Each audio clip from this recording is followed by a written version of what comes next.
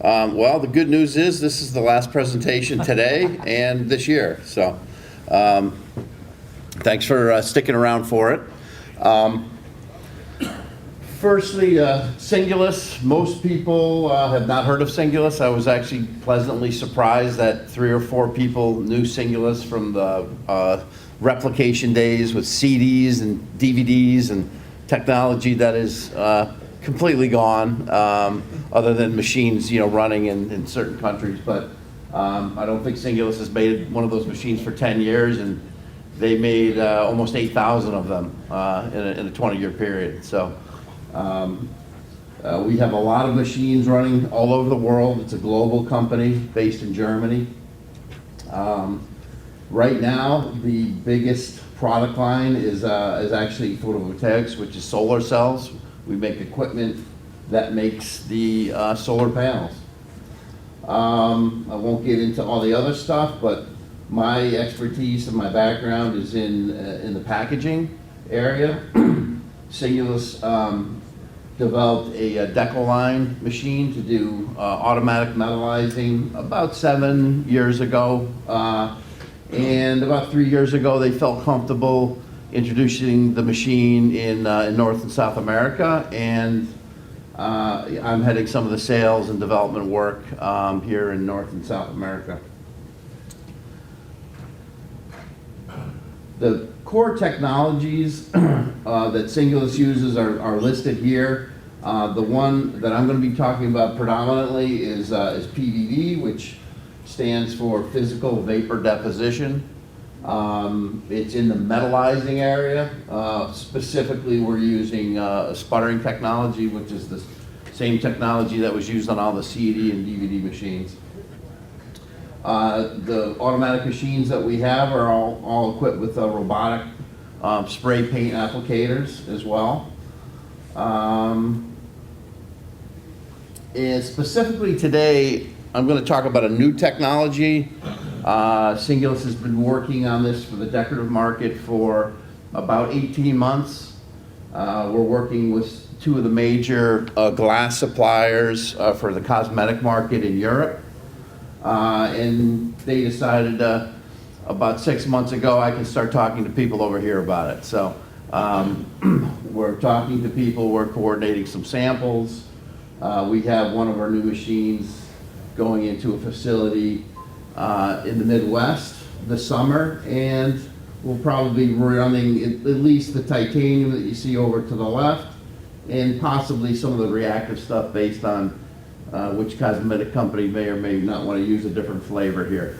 So the titanium process is different than the conventional metallizing process that I'm going to tell you about in the next slide.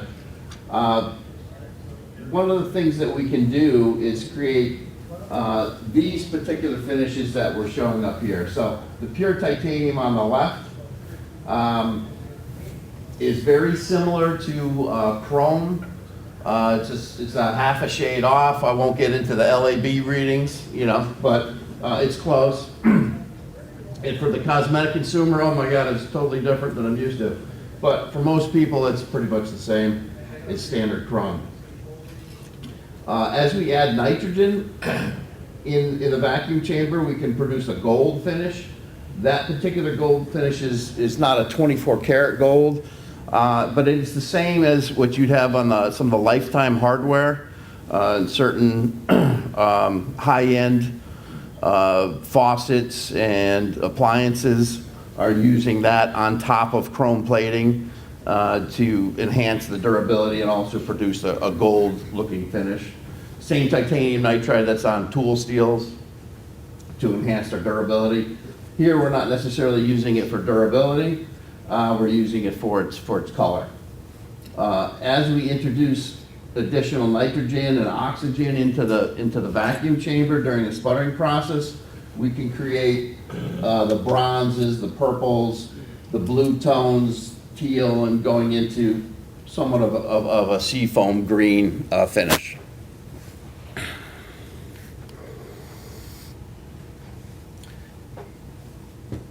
This, as I mentioned, it's a very new technology for the decorative market.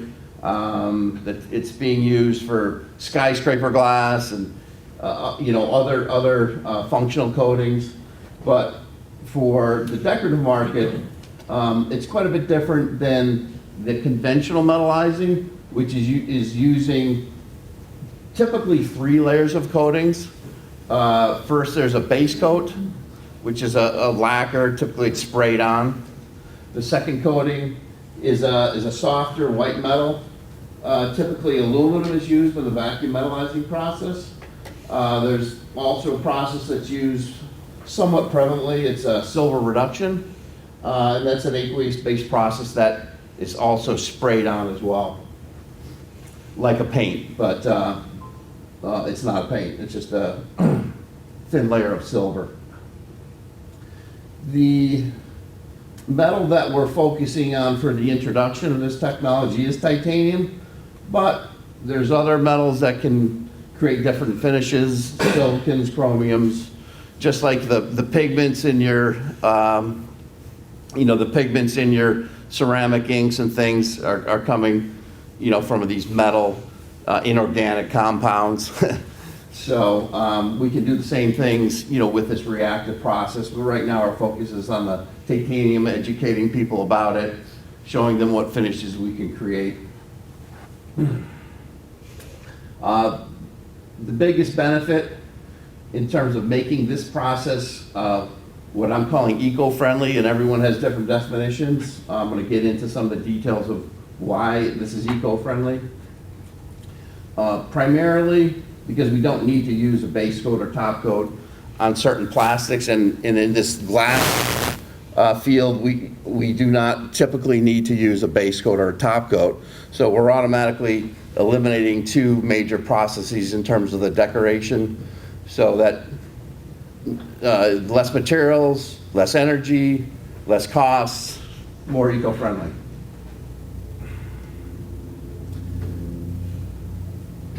Go on to the next. All right, so as I mentioned, these are some of the primary benefits. I'm going to just get right into them here. Minimal material usage. When we're using titanium and we're putting it on the sputtering process, we're putting it on somewhere in the 50 to 100 nanometer range. So I'm not talking microns, I'm talking a thousandth of a micron. It's an extremely thin coating. Less titanium than is in a drop of white ink. Just to give you an idea, we'll coat, say, a 250 milliliter bottle.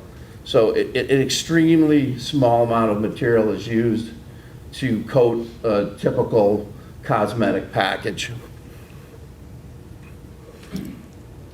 It was fun doing the calculations for that.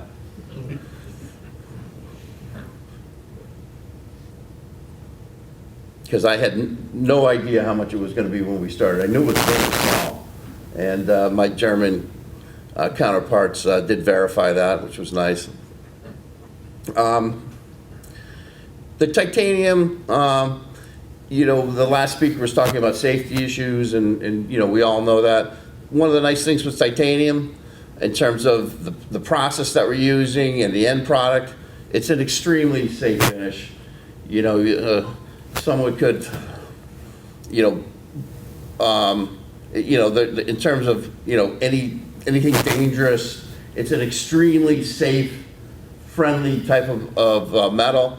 And even when it's reacted with nitrogen and oxygen, it's also very safe. It's used in medical apparatuses and other things, and it's generally considered to be safe, which is grass.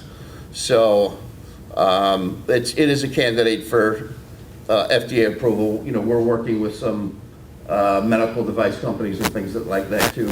Nothing to do with this industry, but that's another area that we get into.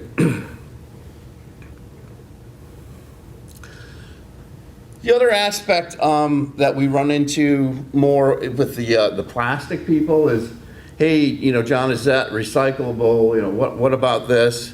Don't seem to run into that as much with the glass folks, but glass, because of the thermal process when you're converting that back into recycled material, the glass already has titanium small percentage typically. It just kind of melts right into the brew. So as far as we know, we haven't done any great studies. As far as we know, it has no effect on the end product, and it's such a small quantity of titanium. It's like I said, almost nothing. The one thing that we don't know, but I suspect it is number 4, which we had. The other guy was talking about the color, and actually the guy from Our Dog. I don't know if he's still here. They talked about some of the sorting in the MRFs and exactly what would happen to the metallized glass when it goes into that MRF. I have no idea. The one that I visited in Tampa, Florida, where I live, they actually do the glass crushing first. So then it would go into that pile of glass there. And I know some of them, like he mentioned, are on the back end of the system. But when it does find its way into color, it shouldn't really have any effect on that. One of the things that the cosmetic folks are working on is trying to use more and more PCR, a higher percentage of recycled material. One of the things that they run into is the more you put in, the flint glass becomes a little bit less flint. So then the issue is, well, what do we do with that, and how do we decorate that and maybe make it look more consistent? So one of the appeals of the metallic finish going over is we can neutralize that color effect from the percentage of the recycle. And the same thing exists with plastic. Typically, the PCR plastics they make them black. And Henry Ford liked the black cars, but not all the cosmetic people want other stuff to be black. So the use of the metallic treatments over the black substrates has been something that we've got a lot of interest in terms of the plastic. And in terms of the 2 cosmetic people we're working with in Europe, the idea of using more PCR glass is very interesting to them. Let's see how we're doing on time.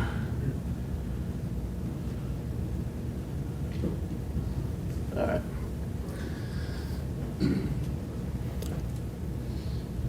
In terms of the metallizing of what's going on worldwide, Europe, there's a lot of technology over there. China, a lot of metallizing going on. We actually have 3 of our machines in South Korea. One of our guys is over there setting it up for the titanium process this week.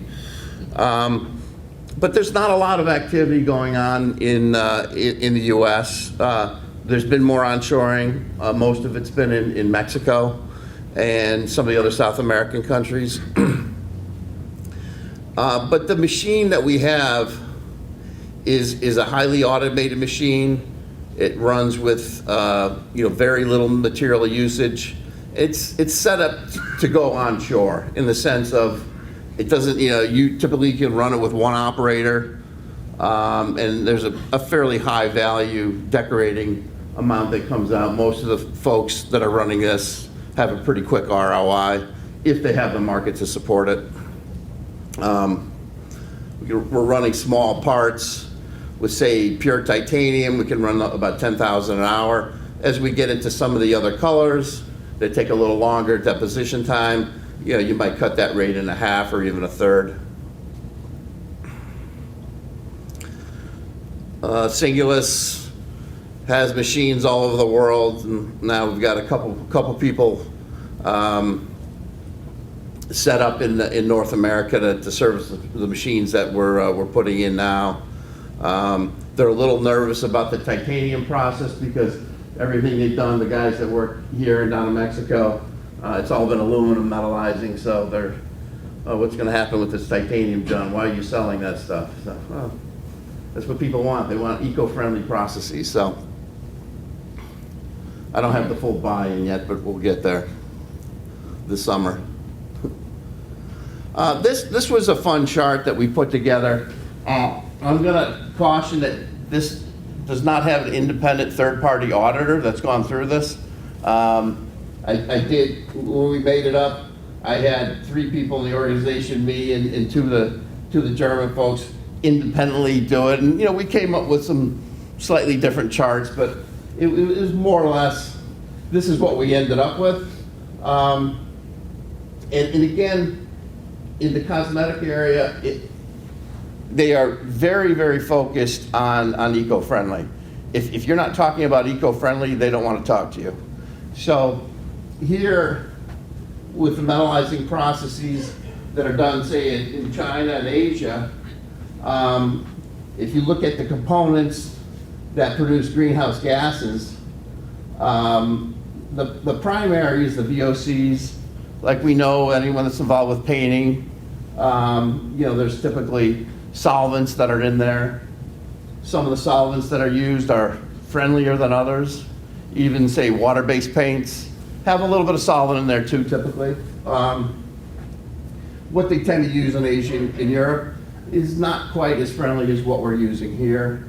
So you naturally have a higher content going there. The other big in part is transportation. When we've got to move something on a boat all the way from Asia to here, it's going to use more energy. The typical energy they're using, the heavy fuel and the diesel, again, not the cleanest energy going around.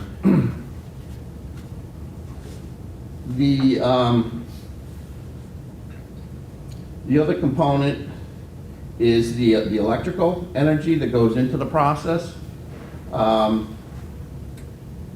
And the source of that energy, we know energy doesn't grow on trees. Some people think it does, but it actually comes from, I was in Colorado at a facility, and they have mostly, it's coal, wind, and natural gas were the biggest sources in Colorado, with solar being, I think, the 4th or 5th. But what's going in, obviously, is a big factor in terms of the greenhouse gas and how eco-friendly really is that process. So when we look at what's being done in, say, Asia or China versus onshoring that, whether we're using a process with the 3-coat system like we're doing, say, for Tito's vodka caps here, we'd have, say, this energy profile. If we can transition someone into the titanium process, we can cut that in about another third just because of the reduction in energy costs.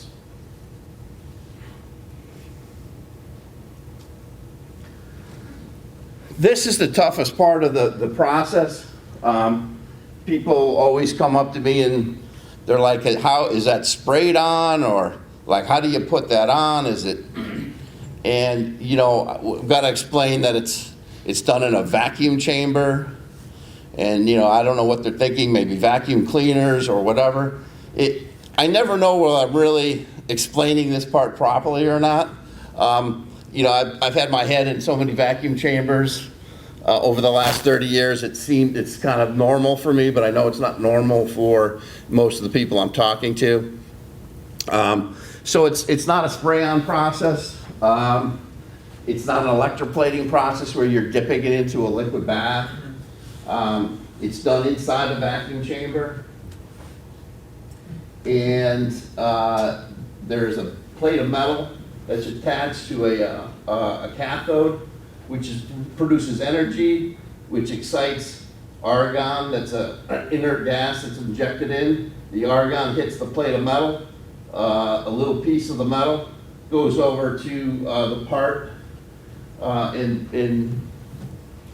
so it's almost like a fine metal mist, basically, is what's happening in that vacuum chamber. For the titanium process, in addition to the argon, we're injecting in different amounts of nitrogen and oxygen based on the color that we're looking to achieve.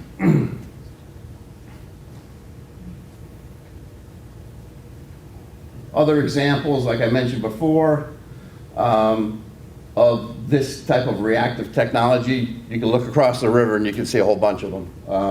The glass operations. In that case, they're being fed through a linear machine, through vacuum slides. In our case, we're sliding a little train, almost like a train you might have in your house, a little model train that goes through a vacuum chamber through a series of load locks.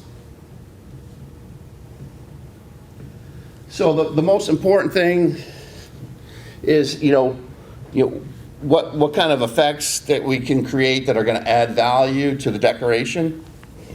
Like I mentioned before, when we put the pure titanium on, we're going to have a chrome metal look like you see on the inside of the glass. On the outside of that, we've got our titanium nitride. With the particular shape of this chamber, the fact that we have two cathodes, two sources of metal, we can bias the chamber to create kind of rainbow effects. So depending on the shape of the glass, we can create up to, say, 4 different colors on that, including a different color on the inside as well. As we go to some lighter colors, we can create these pearlescent effects that have some value as well.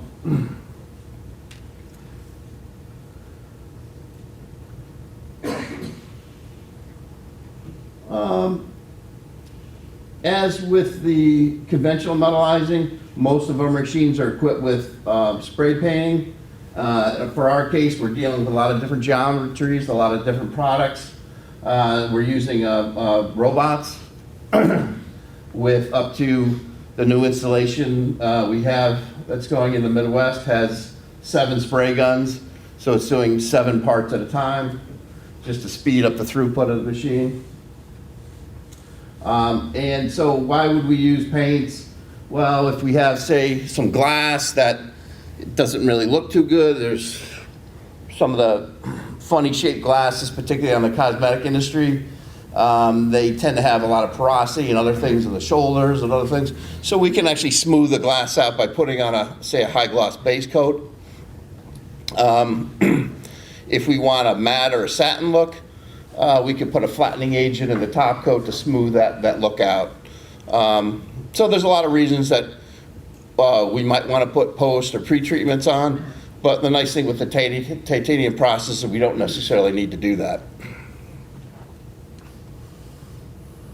I think we're going to wrap it up with this slide here. I got a few more, but just wanted to show everyone that this is the actual reaction cell, the metallizing cell. So in this case here, we have the parts that are sitting on here. This shows 6 different parts. So these would be about the size of, say, a beer can, as an example. This would be the smallest chamber we have. We have a chamber that's a little bit bigger, and we're working on one for larger, say, 750 1-liter bottles. And so we're running that through. This is typically closed, and you have a load lock here supported by a vacuum turbo pump, and another one here. And the parts go through. For aluminum, like for Tito's vodka caps, we're running these things at that 6-second cycle. The titanium is going to be anywhere from 6 to 18 seconds, depending on the finish. So let's see what we got here. That just shows the carrier. This is the layout of a full-size machine. The actual polycoater itself, for the glass finishes, this is really about the size of maybe a 6-color screen press. It's not terribly big. And then we'll typically have a little loop that goes around it in a flame treater. This happens to be a big full-size machine that's going to make 80 million Tito's caps, but for the glass industry, typically we will only have, say, 1 paint booth. I think that kind of wraps up my time, so I'm going to end on a good note here. And we got a couple minutes for any questions. What kind of, say, scratch or acid alkali resistance does the coating have? Well, the coating itself, it's highly inert. It's very durable. The real issue is how good is the adhesion to the substrate? So, with glass, I don't have to explain glass to everyone in this audience. There's no one piece of glass that's the same. There's different hot treatments, cold treatments. Typically, with reasonable quality glass, with a good flame treatment, we can get excellent adhesion so that we can pass pretty much anything we throw at it. Plastic, not really this audience, but with plastic, it's going to be highly dependent on the substrate. So if the substrate can't handle acetone or whatever wipe, having this thin layer of metal is not going to protect it. So that's a general statement that's for durability. So you're working with cosmetic industry, obviously, that means it passes, say, immersion in G1 or alcohol or something. Yeah, and the customers that we work with, none of them have a standard test. So No. if I go to Coty or I go to Estee Lauder or I go to Victoria's Secret, every single company has a different specification. And typically they want to do the testing on the fragrance that they're going to have in the end bottle. They do exposure. So, Product. yeah, and it could be a 24-hour test. They have, Elizabeth Arden has elevated temperature tests for a week. I mean, like I said, every company has a different spec. What about dishwashing? Have you done anything with dishwashing stuff? We have, and what we found, if we can get good adhesion demonstrated by, say, a tape test, that we can pass. Let's just say we haven't had it fail in a dishwasher, but. And has anyone taken bottles that have been coated and then applied a ceramic label to it afterwards? Not to my knowledge. Okay. I mean, we are working with, say, Heinz Glass and Fluorescence in Europe. Yeah. Exactly what they've done, they don't want to tell us everything they've done with them, but Okay. they haven't come back to say, oh, it doesn't do this or it doesn't do that. But I don't, to my knowledge, I don't think anyone's tried that. But obviously organic stuff sticks to it fine because Yeah, you're already kind of doing that when you're doing top coat. Yes, and again, it's ink dependent. We're using coatings that we know will stick to the different metals. Okay. Because whether you have aluminum or whether you have chromium, the properties are a bit different, and you might need different paints with different properties. Okay. Yeah, Thank you. yep. Did I already answer your other one? Oh, he took you, that guy. That guy up front. All right. Anything else? Each time you load product, you pumping down from atmospheric pressure? No, we're not. You have a pre-chamber with Yeah, I'll just go back here real quick. The middle portion in here is always under high vacuum. So actually, you look, these two pumps are actually keeping that under a load. And then what's happening, this big mechanical pump down here in the bottom is pumping out these chambers when they open and close. Four pump for those chambers. Yeah, it's a mechanical pump basically with vanes, as opposed to the high-speed vanes that we use on the turbo pumps. So it's just the entrances and the exits. They go from atmosphere to high vacuum. It takes only about a second or 2 seconds for the middle chamber to recover to the pressure where we inject the argon and then start the sputtering process. It's pretty interesting how you get that plasma to condense on those various shapes. Well, what we're doing is we're rotating too. So yeah, so in here we have a drive mechanism inside the pallets, like carriers. Okay. So we're rotating, and since we have a cathode on the top, and then we have one on the side, we're able to get pretty That uniform explains it. coatings Yeah. on most shapes. Like if you saw some of the titanium parts that I had, as you get into, say, maybe the neck and the bottle, the tone looks a little bit different. But if we're doing, say, a simple candle jar, Okay. we're getting a pretty Interesting. uniform coating. Yeah.